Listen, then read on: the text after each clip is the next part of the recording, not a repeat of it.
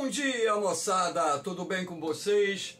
Aqui quem vos fala é o professor Eugênio Bastos, canal Geogênio, a serviço dos alunos que gostam de estudar e passar em concursos. Moçada, vamos fortalecer o canal, se inscrevam no canal, dê aquele like, compartilhe o vídeo e ajude o professor Eugênio Bastos a democratizar o ensino da geografia. Moçada, nas últimas semanas eu tenho gravado muitos vídeos sobre o El Niño, até mesmo porque existe uma previsão de ocorrência de um forte El Niño no ano de 2023, estendendo-se pelo ano de 2024, e sendo assim, quando se confirmar a formação do Super El Niño, como também está sendo chamado esse evento, consequentemente, nós teremos muitas matérias na imprensa.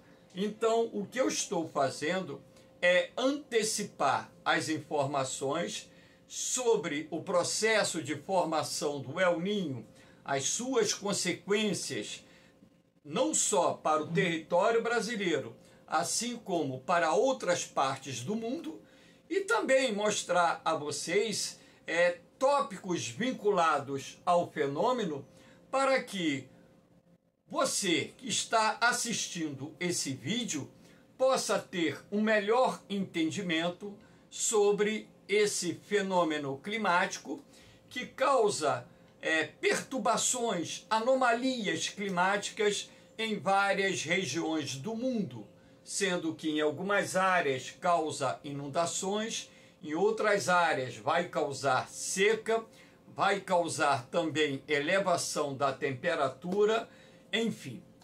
Então, no nosso encontro de hoje, o objetivo principal é falar sobre o papel das ondas Kelvin no processo de formação do El Niño. Então, essas ondas chamadas Kelvin, quando identificadas a sua formação lá no Oceano Pacífico, permite à comunidade científica, ou seja, os climatologistas, a começar a prever a formação do fenômeno El Niño e, de acordo com a intensidade dessas ondas, inclusive também sendo possível fazer uma previsão sobre a intensidade do fenômeno do El Niño. Então, a ideia principal do vídeo de hoje é falar sobre o papel das ondas Kelvin no processo de formação desse fenômeno climático denominado El Niño ou simplesmente o Menino. Então, nessa imagem aqui, você pode observar a linha do Equador e uma faixa avermelhada que é representada consequentemente por aquilo que nós chamamos de ondas Kelvin, uma vez que essa faixa avermelhada também é constituída por águas mornas que estão sendo deslocadas de oeste para leste. Vocês podem observar aqui o continente americano, com maior destaque aqui no norte para a América do Norte e a América Central, e aqui você percebe um pedaço da América do Sul. Então essas ondas Kelvin nas imediações da linha do Equador, se dirigindo em direção à América do Sul, e justamente essas ondas Kelvin que irão deslocar as águas mornas da região equatorial centro-ocidental do Oceano Pacífico para a região centro-oriental do Oceano Pacífico, promovendo dessa forma o aquecimento anormal da temperatura do mar nas imediações da linha do Equador, na América do Sul. Então, é isso que nós vamos agora procurar transmitir a vocês de uma maneira bem clara, bem objetiva, numa linguagem acessível até mesmo a alunos do ensino fundamental. Então vamos lá. Mais uma imagem aqui para mostrar a vocês as ondas Kelvin, né? Repare essa faixa branca e essa faixa avermelhada aqui no entorno. Aqui a imagem das ondas Kelvin no ano de 1997, e nós estamos citando esse ano de 1997 porque foi um ano em que nós tivemos um evento de El Niño muito forte, ou seja, um super El Niño. Então o objetivo é mostrar a vocês que, dependendo da intensidade das ondas Kelvin, nós teremos também a variação da força do fenômeno do El Niño, e na medida em que esse fenômeno tem, por exemplo, uma intensidade variável, de acordo com essa intensidade é que nós podemos prever com muita antecedência as consequências que o fenômeno irá causar, não só para o território brasileiro, assim como para outras regiões do planeta. Ah, professor, como é que se formam essas ondas Kelvin? Eu montei esse desenho aqui de uma forma didática bem ilustrada para que você possa entender como se formam essas ondas Kelvin. É interessante que você entenda que as ondas elas são deslocadas ou formadas através da ação dos ventos.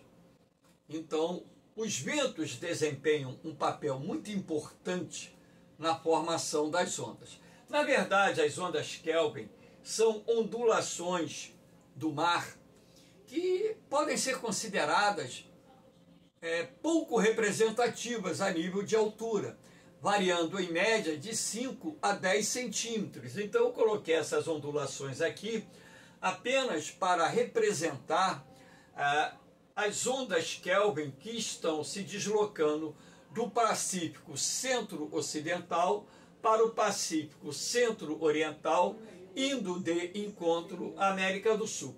Agora, o que vai determinar justamente a formação dessas ondas no sentido oeste-leste é justamente o aumento da pressão atmosférica no Pacífico Ocidental, nas proximidades do litoral do continente asiático. Então, na medida em que a pressão atmosférica aumenta, como o ar aqui está exercendo um movimento de subsidência, essa subsidência, ou seja, a descida do ar, irá provocar justamente a formação dessas ondulações que, por sua vez, irão empurrar as águas mornas para partes um pouco mais profundas do oceano e, consequentemente, provocar a formação dessas ondulações que irão se dirigir exatamente para o ponto de menor pressão atmosférica que se encontra aqui no Pacífico Oriental. Lembrando que onde a pressão atmosférica é baixa, BP significa baixa pressão, nós temos uma área ciclonal. E onde a pressão atmosférica é alta, nós temos uma área anticiclonal.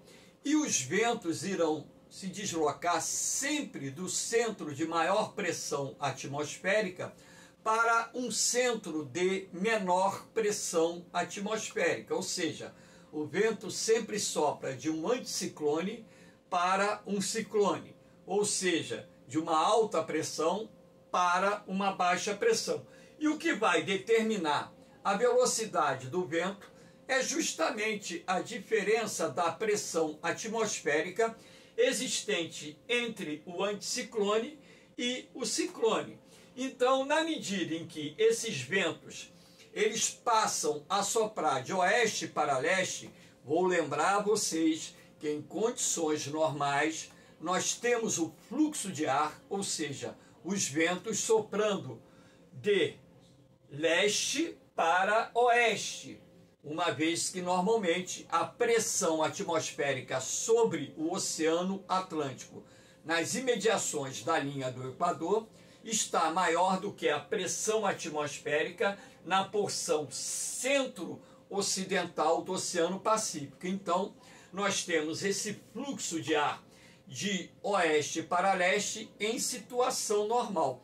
Agora, de vez em quando, nós temos uma alteração nos padrões da pressão atmosférica, ou seja, nós temos uma queda da pressão atmosférica sobre o Oceano Pacífico Oriental e nós temos o aumento da pressão atmosférica sobre o Pacífico Ocidental. Isso faz com que os ventos de leste para oeste se enfraqueçam e os ventos de oeste se fortaleçam. Então, na medida em que esses ventos passam a soprar do Pacífico Centro-Ocidental em direção ao Pacífico Centro-Oriental, essas águas mornas, que aqui estão representadas pela tonalidade vermelha, são deslocadas de encontro à região equatorial da América do Sul, banhando a costa do Equador,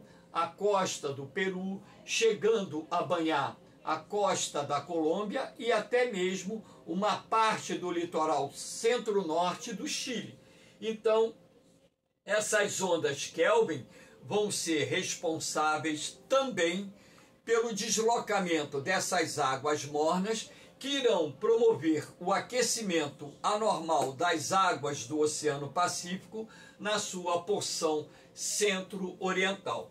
Como a pressão atmosférica aqui está baixa, nós temos as condições atmosféricas ideais para a formação das nuvens chamadas cúmulos-nimbus, que são nuvens de grande crescimento vertical, responsáveis pela formação de nuvens pesadas, que irão provocar chuvas torrenciais onde atuam. Então, na porção centro-oriental do Oceano Pacífico, teremos a formação de sistemas de tempestade, e esses sistemas de tempestade também irão se formar sobre a vertente ocidental da Cordilheira dos Andes, despejando um grande volume de chuva que, por sua vez, causará... Todo dia tem que dar um espirro. Inundações, deslizamento de barreiras, prejuízos materiais e, infelizmente, vítimas fatais. Então, moçada, me desculpe mais uma vez, mas diariamente eu dou espirros normalmente nesse horário, né? Por incrível que pareça. Então, aqui eu estou explicando vocês esse papel da mudança no sentido dos ventos no Oceano Pacífico, nas imediações da linha do Equador, e também a importância da mudança nesse sentido dos ventos para a formação de sistemas de tempestade na porção centro-oriental do Oceano Pacífico, motivada justamente pelo deslocamento das águas mornas do Pacífico Centro-Ocidental para o Pacífico Centro-Oriental. E também não deixando de mostrar a vocês o papel da pressão atmosférica nesse processo de formação das ondas Kelvin. Moçada, caso tenham alguma dúvida, use aí a parte dos comentários e faça a sua pergunta, que eu terei o máximo prazer de respondê-la. Valeu, moçada? Então, mostrando aqui em azul as águas frias do Oceano Pacífico, né, que acabam sendo recobertas pelas águas mornas, que são águas de menor densidade. Na medida em que essas águas quentes se aproximam do litoral da América do Sul, a água fria, por possuir maior densidade, ela vai para o fundo, ou seja, vai ficar algumas dezenas ou até mesmo centenas de metros abaixo dessa água mais aquecida que nós temos nas imediações da linha do Equador no Oceano Pacífico. Aqui, para mostrar a vocês o papel, mais uma vez, da célula de Walker em condições de El Niño. Por quê? Para entender as ondas Kelvin, é preciso também você compreender que aquele desenho antecessor que eu fiz está atrelado intimamente ao sistema da célula de Walker, que é um sistema de circulação atmosférico que existe, ou circulação atmosférica que existe nas imediações da linha do Equador. Então, toda vez que nós temos a formação das ondas Kelvin, o que acontece com a célula de Walker? Aqui eu estou mostrando a vocês, ó, a queda da pressão atmosférica no Pacífico Centro-Oriental, o aumento da pressão atmosférica na região oriental do continente asiático, ou seja, na costa pacífica oriental da Ásia, ou simplesmente na parte oriental, ou perdão, oriental não, ocidental do Oceano Pacífico no continente ou nas imediações do litoral do continente asiático. Então, na medida em que a pressão atmosférica aumenta aqui no Oceano Pacífico Ocidental, nas imediações do continente asiático, e essa pressão atmosférica diminui na porção centro-oriental do Oceano Pacífico, você vai ter a mudança do fluxo de ventos. Repare por que esse traço aqui está mais estreito. Aqui você tem a condição normal de circulação do Oceano Atlântico para o Oceano Pacífico, que são os ventos de leste. Então, se a pressão atmosférica aqui aumenta mais do que a pressão atmosférica sobre o Oceano Atlântico, o que isso vai gerar? Ora, vai gerar um fluxo maior de vento de oeste para leste e o enfraquecimento dos ventos de leste para oeste. Então, na medida em que esses ventos de oeste para leste se intensificam, você vai ter o deslocamento das águas mornas do Pacífico Centro-Ocidental em direção ao Pacífico Centro-Oriental. Essa cor aqui, caramelo, representa as águas mornas que estão sendo deslocadas pelas ondas de Kelvin em direção à região oceânica ocidental do da América do Sul, e é justamente esse aquecimento anormal das águas do Oceano Pacífico no litoral ocidental da América do Sul que irá provocar as condições atmosféricas ideais para a formação dos sistemas de tempestade. Olha aqui as nuvens, cúmulos nimbus em formato de torre, responsáveis pela ocorrência de chuvas torrenciais na porção centro-oriental do Oceano Pacífico. E, logicamente, que aqui, no litoral asiático, litoral oriental da Ásia, em função do aumento da pressão atmosférica, nós teremos a subsidência do ar, que irá enfraquecer o mecanismo das monções, razão pela qual, na primavera, verão, no sul-sudeste da Ásia, nós temos uma redução da incidência de chuvas. Aqui nós temos os ventos alísios. A ideia aqui é mostrar a vocês que das imediações dos trópicos em direção à linha do Equador, nós temos os ventos alísios. No hemisfério norte, alísios de nordeste, no hemisfério sul, alísios de sudeste. Repare uma coisa, em condições normais, na medida em que esses ventos se aproximam da linha do Equador, eles vão sofrer um ligeiro desvio para oeste, razão pela qual, em condições normais, você tem esse fluxo de ar nas imediações da linha do Equador, soprando de de leste para oeste, de leste para oeste.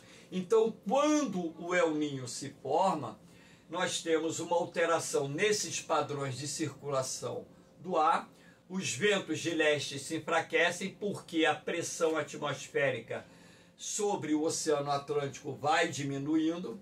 a pressão atmosférica lá no Oceano Pacífico Ocidental vai aumentando, então você vai ter uma inversão desse fluxo de ar, o enfraquecimento dos ventos alísios nas imediações da linha do Equador.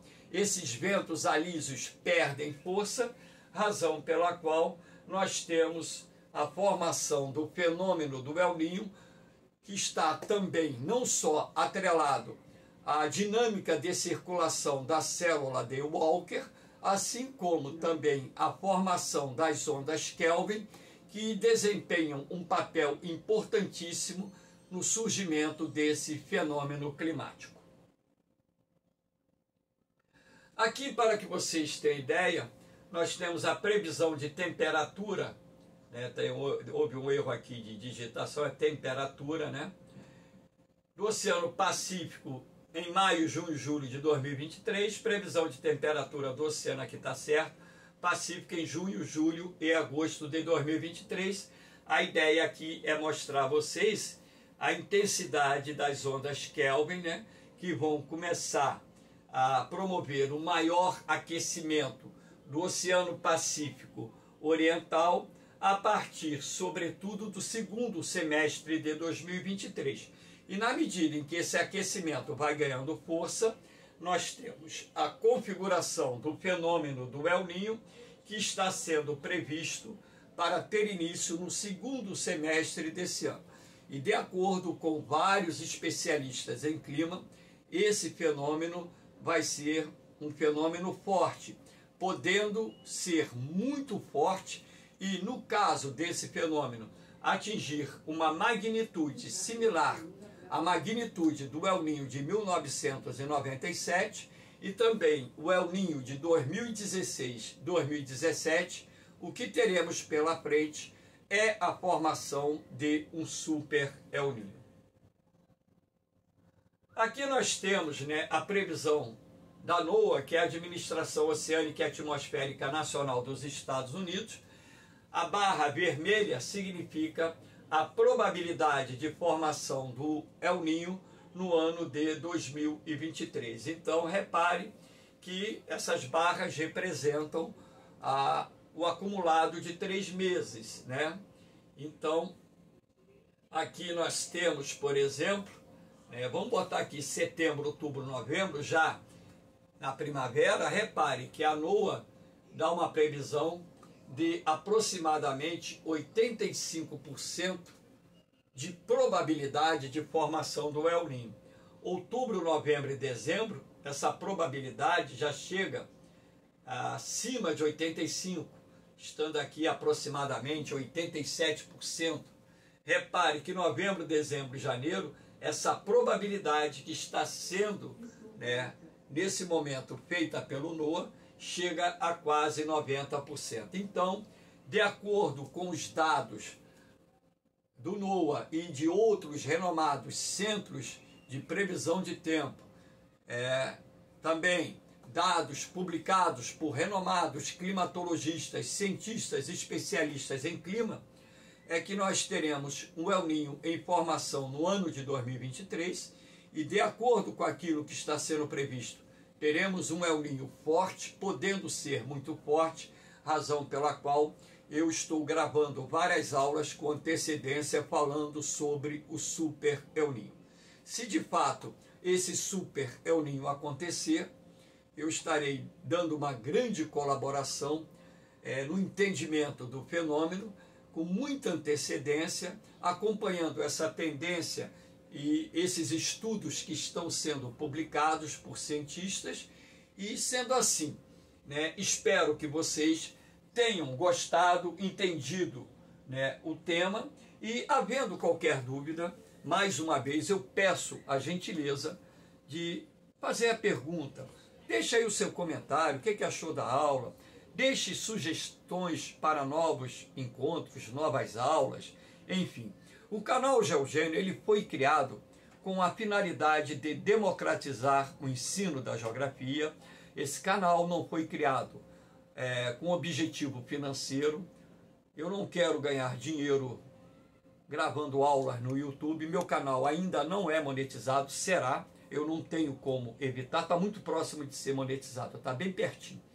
E assim que ele for monetizado, eu vou mostrar a vocês que toda remuneração, todo pagamento que porventura o YouTube venha fazer para mim, eu irei transferir esse dinheiro para instituições de caridade. Vou fazer doações e vou provar, porque eu não criei canal para ganhar dinheiro no YouTube. Tá? Eu criei um canal para se transformar numa ferramenta de apoio a você que está se preparando para um concurso militar, para um concurso técnico, para um concurso de vestibular, e você que gosta de estudar a geografia, conhecer os temas vinculados à geografia. É uma aula aqui sempre gravada com recursos limitados, né? Eu preparo a aula no PowerPoint e gravo a aula de forma a transmitir a você, seguidor do canal, de maneira bem simples, objetiva, numa linguagem tranquila, para que todos possam entender os diferentes temas que eu estou apresentando no canal Geogênio. Valeu, moçada! Então, hoje, 8 de junho de 2023, dia de Corpus Christi, feriado, estou aproveitando o feriado para gravar mais uma aula para o canal Geogênio. Valeu, moçada! Um beijão no coração de vocês! Um forte abraço! Fiquem com Deus! Eu vou, mas eu volto, hein? Fui!